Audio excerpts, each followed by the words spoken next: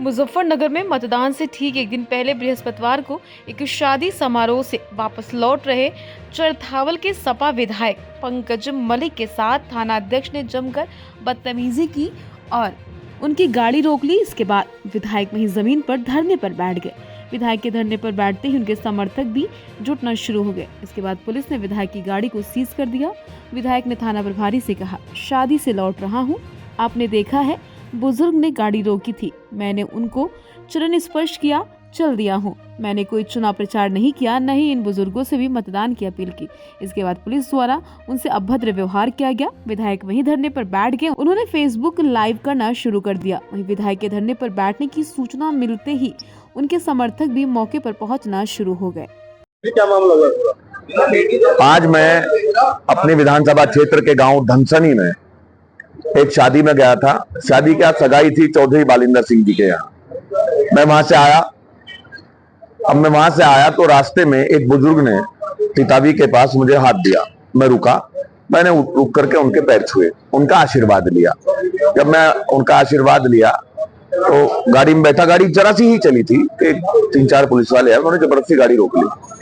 अब मैंने कोई अपराध तो ज्ञान था कि मैं किसी के ऊपर गाड़ी चला देता। मैंने उनसे पूछा, उन्होंने मुझसे बात ही नहीं की। फोन पे बार बार चिल्लाते रहे कि फोर्स भेजो। मेरी समझ में नहीं आया क्यों कह रहे हो। अच्छा, कोई फोन उन पे बार बार किसी का फोन आ रहा था, मैं नहीं जानता किसका फोन आ रहा था। खैर, मैंने सभ्यता के बारे में उनसे बात की, भैया मुझे बताओ क्या बात है, क्यों रोक रहे आप मुझे? साहब आप वोट मांग रहे थे। मैंने लोगों से पूछा, मैं वोट मांग रहा था। वो बुजुर्ग आदमी आए, उन्होंने अपनी बात भी कही कि नहीं, इन्होंने वोट नहीं मांगी, तो रुके थे। अच्छा, मेरी कल्चर है, ये संस्कृति है, मेरी आदत है कि मैं जब भी वहां निकलता हूँ जहां बुजुर्ग बैठे रहते हैं उतर के पैर छूता हूँ, आशीर्वाद लेता हूँ। उसके बाद ऐसे पिता भी आए, उन्होंने आकर गाड़ी सीज होगी, ये होगा, वो होगा। मैंने कहा, भाई मुझसे बात तो करो पहले, मैं क्षेत्र का प्रतिनिधि हूँ, चुना हुआ विधायक हूँ, मुझसे बात करो। मैंने उन्हें कई बार बुलाया तो मेरे से बात नहीं की। फिर मेरे पास आए, मैंने कहा, भाई क्यों आप रोक रहे हैं मुझे? उन्होंने कहा, आप वोट मांग रहे थे। मैंने कहा, कहाँ मैं वोट मांग रहा था, आप बताइए, कोई वीडियो है आपके पास? उन्होंने कहा नहीं। बोला, आप परमिशन दो। मैंने कहा, काहे की परमिशन दो भाई, मैं तो शादी में गया था। बोला, परमिशन दो। अब बताइए, मैं चुनाव आयोग से आपके माध्यम से पूछना चाहता हूँ, क्या शादी में जाने के लिए परमिशन की आवश्यकता है? ना तो मैं चीफ इलेक्शन एजेंट हूँ, ना मैं कैंडिडेट हूँ। हाँ, कल तक नियमानुसार 5 बजे तक मैंने समाजवादी पार्टी के प्रत्याशी हरिंदर मलिक जी के लिए काम किया।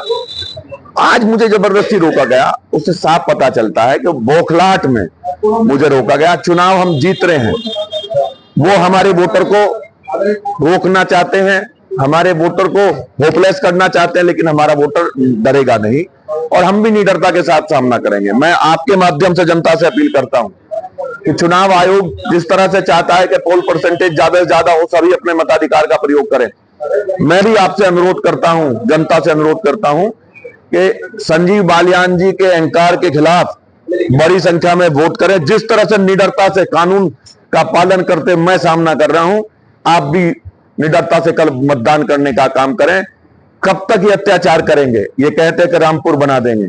यहां की जनता को देखना है, नियमानुसार वोट डालने का काम करना है। और मैं आपके माध्यम से चुनाव आयोग से भी कहता हूं कि आप स्पष्ट कर दें कि चुनाव ईमानदारी से होना चाहिए या नहीं होना चाहिए। जो अधिकारी गड़बड़ कर रहे हैं उन्हें तत्काल यहां से हटाया जाए और ईमानदारी से चुनाव हो, और ईमानदारी से चुनाव होगा।